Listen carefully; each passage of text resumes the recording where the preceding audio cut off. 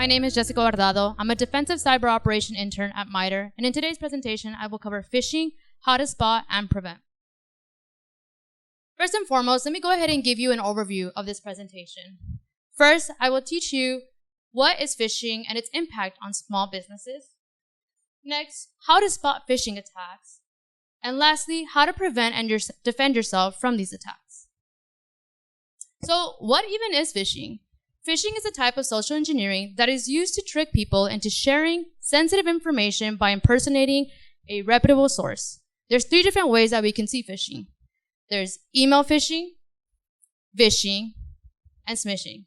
For each one of these, I will give you a brief explanation on what it is and how we can spot them to prevent from being victim to these attacks. So why should we care? Why should small businesses care? Well, for one, it impacts your reputation. It also disrupts operations longer because most small businesses do not have the infrastructure to have an action plan ready to defend themselves from these cyber attacks. In addition to that, there's also this misconception that small businesses are a lower target since most people want to go to the larger businesses. However, this is a misconception because small businesses are a bigger target due to the lack of security infrastructure that they can afford. Like I said, most small businesses are unprepared to deal with cyber attacks. And according to the 2022 Data Breach Investigation Report conducted by Verizon, they stated that 82% of breaches involve the human element. To put this better into perspective, as we can see on the chart right here, phishing is the #1 successful at the incidents that they have due to financial reasons. In addition to this, we can see here, according to the Verizon Data Breach Investigation Report conducted in 2022, there's a lot more breaches for small businesses compared to larger businesses. And just to keep this in mind, these are only the breaches that are reported. So many breaches go unreported, and this can be a lot higher than what we see here.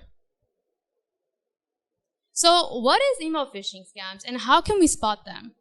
So email phishing is when an attacker sends malicious emails and they try to trick people into clicking links that can steal credentials or to get people to download file with malware. Malware is malicious software that can infect computers and have a range of effects on these devices.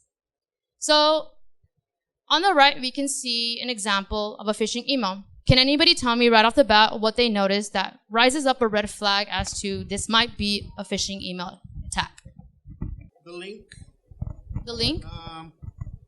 We see these all the time at work. So, urgent.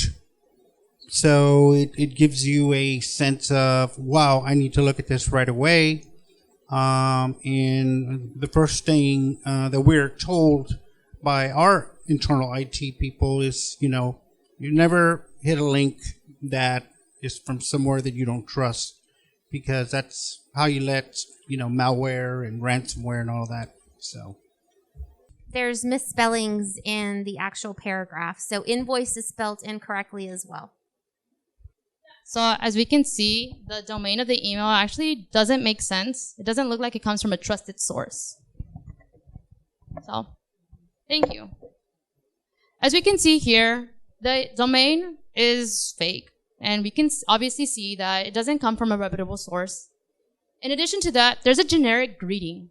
And with this, it means that they can send it to multiple people. And they just need one person to hit the link, and they succeed.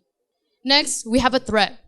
If you don't pay now, you're not going to get your shipment. And this is a common thing that we see in phishing because they create this sense of urgency to make you act now and to make you act before you think.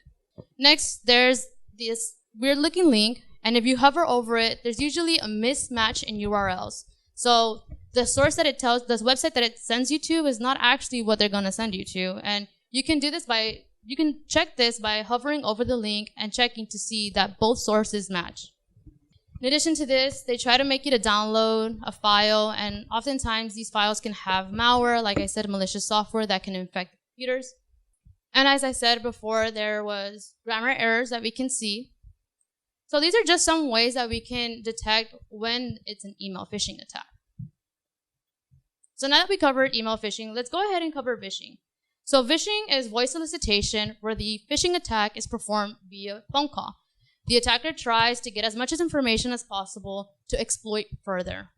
And the way that we can spot this is that they have a demanding tone. They want you to act, create this false sense of urgency to make you act before you think. In addition to that, they use a language that leverages fear. They instill fear into you so that you can act now and fall prey to their attacks. They also do requests for confidential information, whether that be your birthday or anything like that. They request this confidential information.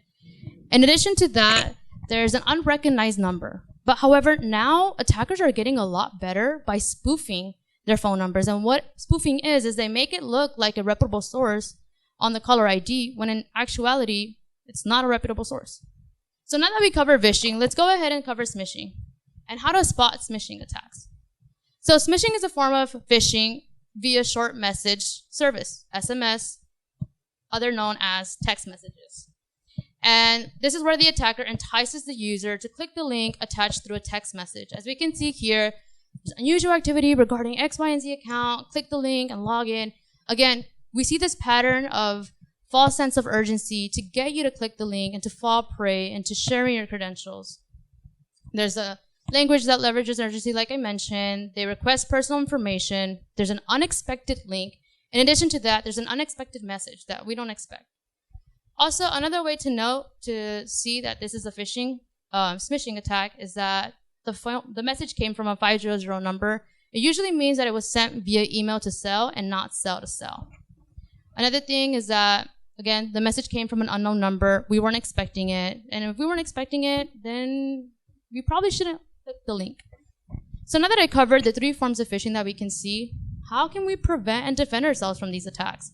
For one, never click the link unless you were expecting it. And if you do want to click the link, I suggest that you hover over the link to double check that the URLs match to what is being put out there. In addition to that, set up 2-factor authentication so that in that case, if someone is trying to get into your accounts, you have access as to who can have access to your account and when they can have access to your account, to make sure that it's you that are signing in and not anybody else. In addition to that, double check your sources directly or contact them. If you get a phone call from a reputable source saying, hey, I need this information, hang up, call your trusted source first and ask, hey, I got a phone call, were you wanting this information? Just to double check with your sources, and they will oftentimes tell you yes or no. Always, always back up your devices. Like I said, if you fall prey to this and you download malicious malware, malicious software malware, you can cause irreparable damage. So you want to have a backed up version that you can revert back to just in case you fall prey to this. In addition to that, update your devices as soon as there's an update available. Oftentimes, these updates have security patches that can help prevent and protect you from further attacks and further exploitations. And lastly, change your passwords as often as you can and don't repeat passwords for multiple sites.